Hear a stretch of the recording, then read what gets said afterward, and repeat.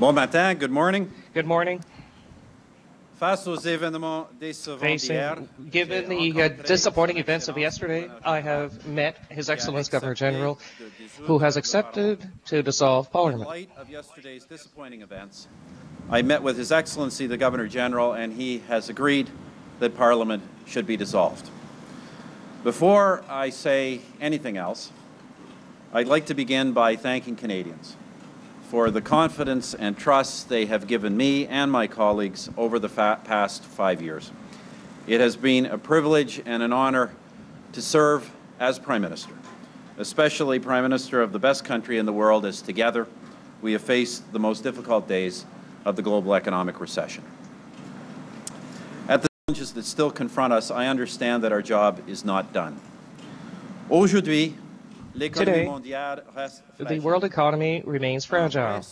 The risk of a new international debt crisis is always possible. The armed conflict, political situations, military catastrophes in the Middle East and elsewhere could have grave consequences on the world recovery. Despite this growing economic risk and as a background, and despite our recommendations, the opposition parties have decided to force an election which the country does not want, an election which the economy doesn't need.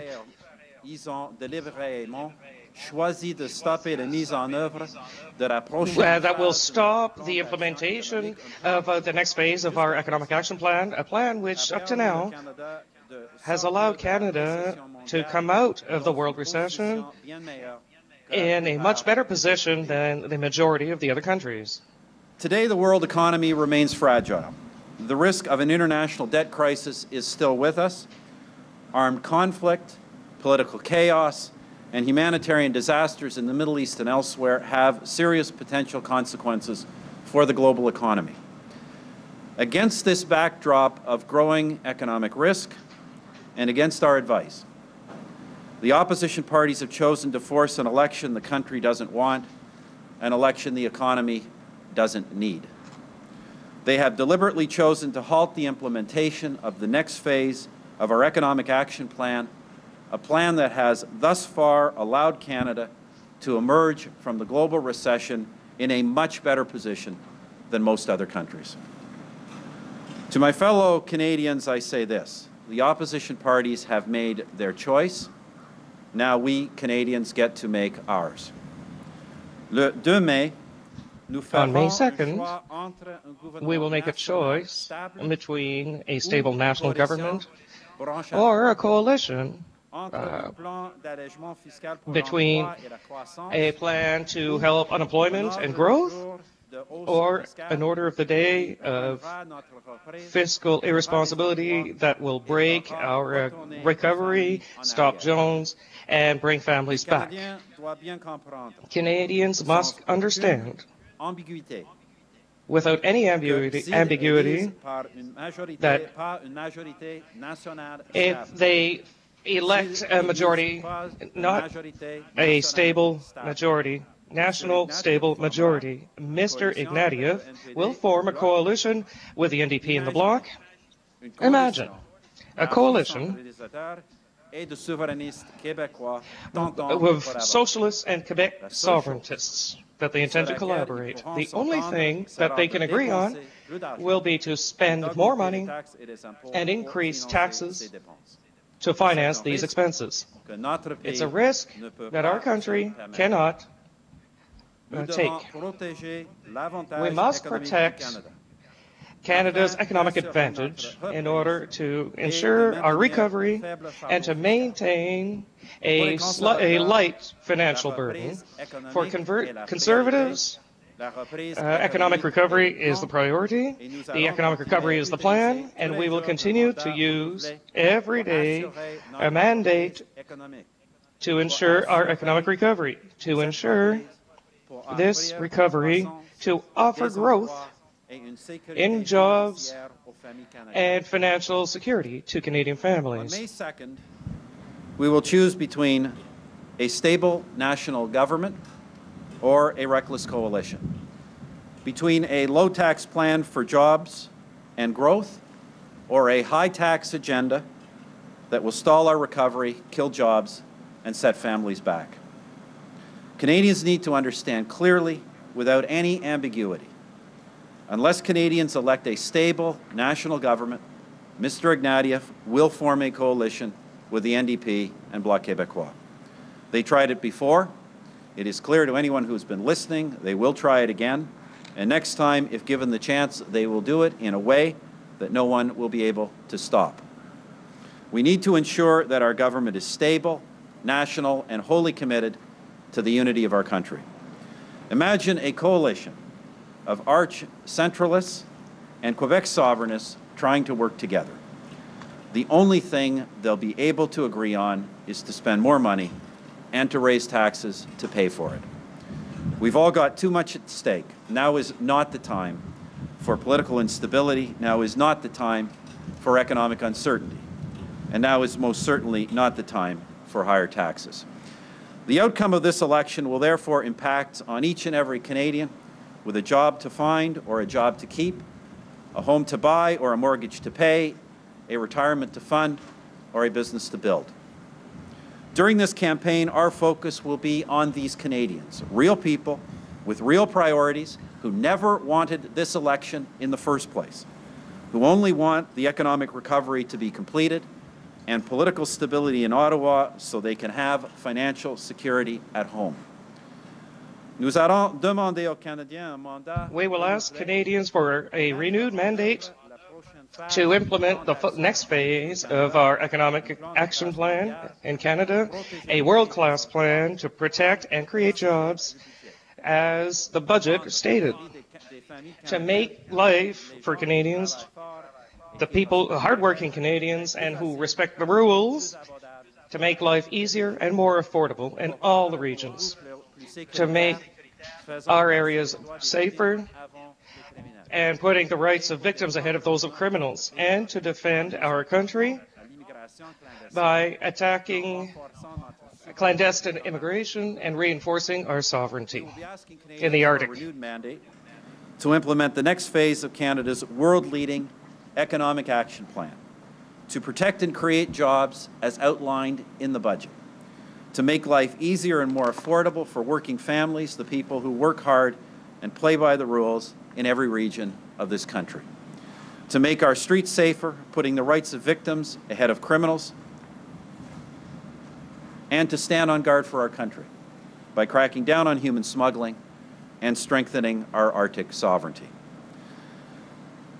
Canada is coming out of the global economic crisis with a clear economic advantage. Today, the world looks to Canada, and this is something we should all be proud of. We can protect this advantage. We can complete our economic recovery, and we can keep taxes down.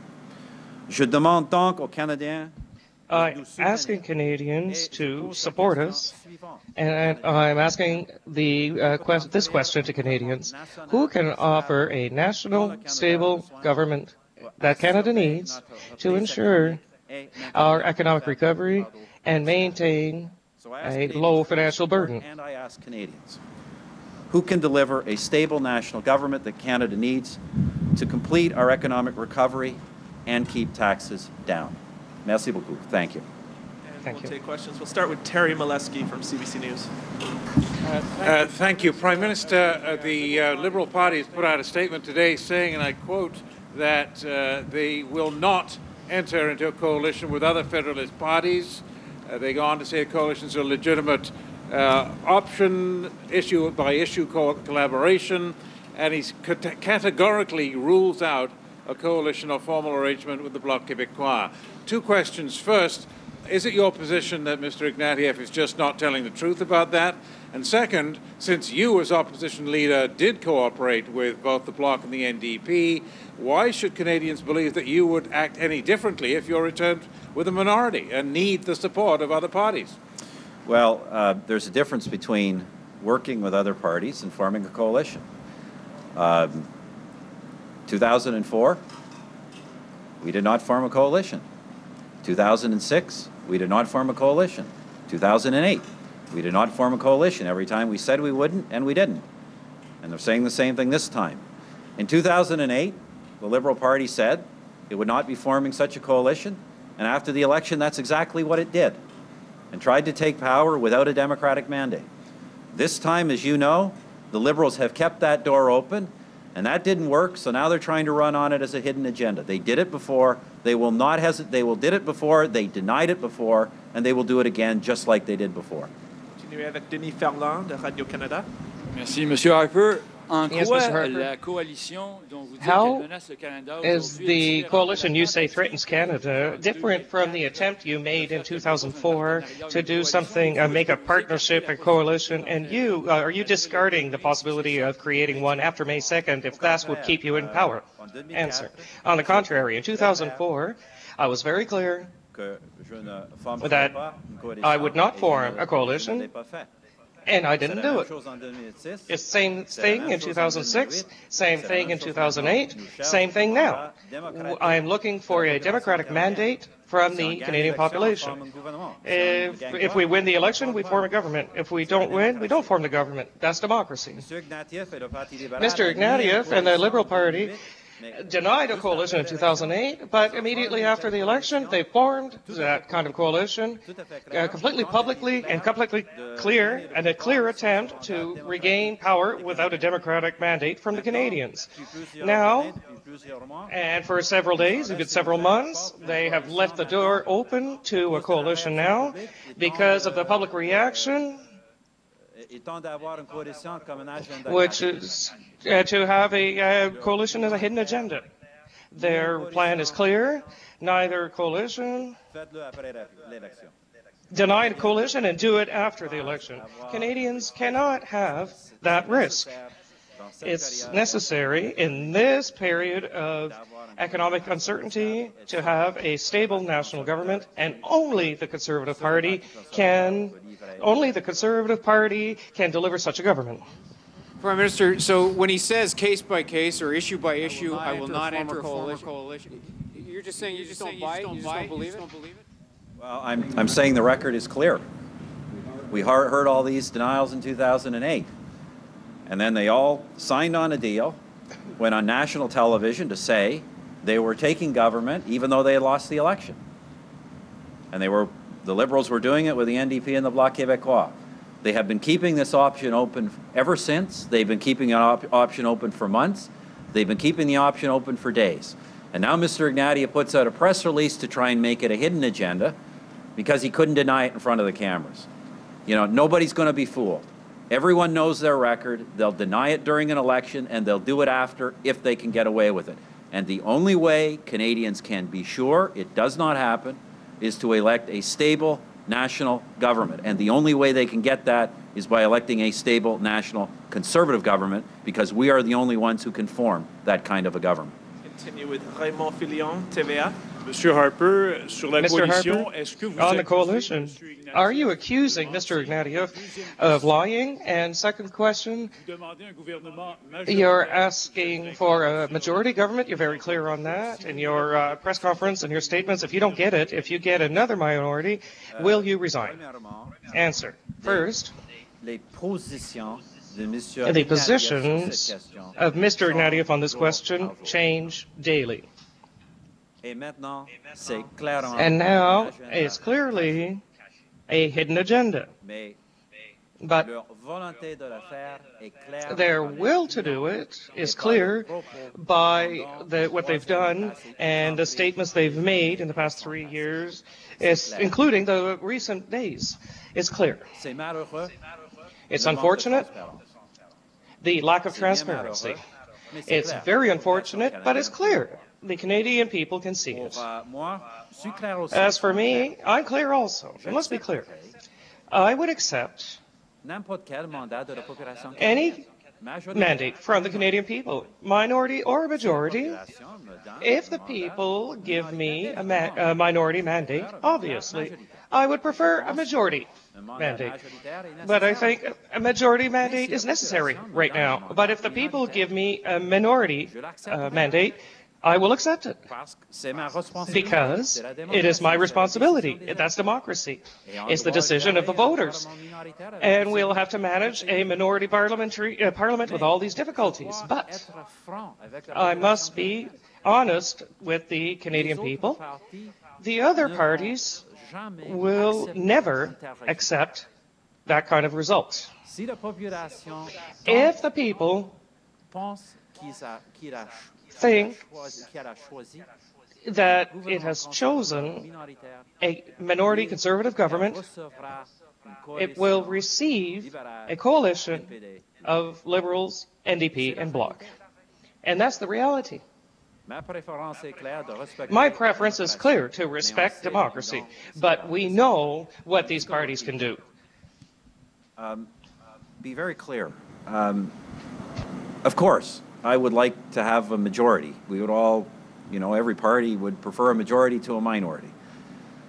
But if Canadians elect a conservative government, whether it's a conservative minority or a conservative majority, I will accept their mandate. That will be my responsibility. That's the democratic result. And if it's a minority mandate, we will be prepared to deal with all the challenges of a minority parliament. I don't think that's in the country's best interest, but that's what we would accept. But the public needs to be clear. The opposition parties will never accept that. If we do not get a majority, they will form a Liberal NDP Bloc Québécois coalition. Their record is clear. Deny it in an election and do it afterwards. Last time they made some mistakes and we were able to thwart it. Next time they'll do it in a way that it cannot be thwarted. So that is the choice that faces Canadians realistically. A stable national conservative government, majority government, or an unstable coalition and all the economic and political risks that goes with that. That's the choice. Andrew Maeda from Post Media News.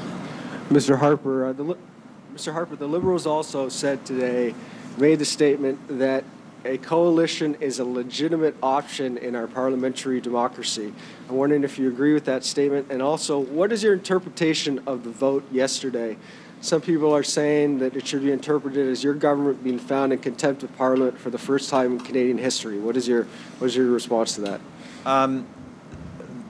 That was a parliamentary motion passed by the opposition parties.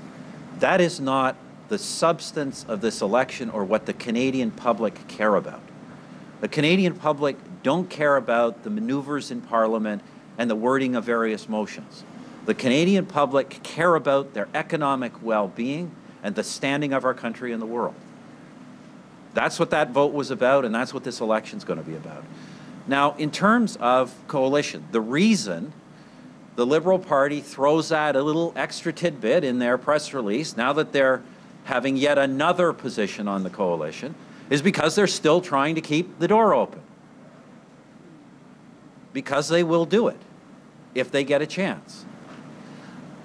Let me be very clear about what is illegitimate about this exercise of coalition. We need to be very clear about this. Two things that are very illegitimate, and Canadians understand it. First of all, you don't try and form a government if you lost the election. That is not legitimate. If Canadians elect the other party, even by a minority, you respect that judgment. It is illegitimate to attempt to overturn that. And if you want to overturn it, you go back to the people and get a mandate to do so. Secondly, it is not legitimate. Maybe the word is legitimate isn't the best word. It is not principled to have a party dedicated to the breakup of the country having a hand in the running of the government. You know, in our system, I know a lot of people don't like it, in our system we accept that people who want to break up the country can sit in Parliament. But you can break up the country or you can govern the country, but you can't do both. It's pretty fundamental. And that is not principled and, broadly speaking, not legitimate. But both of these things, the Liberal Party attempted to do, publicly, clearly, without any equivocation. And they have continued to try and keep the door open to that because they intend to do it if they don't win. And so we're going to continue to warn Canadians of that possibility. There is one clear way to avoid that, and that is to elect a strong national Conservative government. We are the only party that has a chance of forming that kind of a government. We're the only party that has a broad base of support right across this country. And so I think, obviously, that's the best option for Canadians, and not to take the risk. This would be crazy. Given the circumstances Canada faces, given the strong position we're emerging from, to undertake that kind of a risk would be, in my judgment, just completely wrong track for the country. I can repeat this. I want to be clear on the legitimacy of this question. It is not legitimate to attempt to form a coalition to overturn the results of an election. If the public gives a mandate, even a minority mandate, to a party, it is not legitimate to form a government to give the power to the other parties. And if we want to do that, you have to have a clear mandate from the voters. Secondly, I say legitimate, it's not a principal position. To have a party that is dedicated to breaking up the country in a position of power in the federal government. And I know very well that a lot of Canadians dispute this position, but we have a tradition, a British tradition in fact, it's not just our tradition, that even if you want to break up the country, you can have elected members in Parliament with that position. If the public has elected these MPs, it's a legitimate position.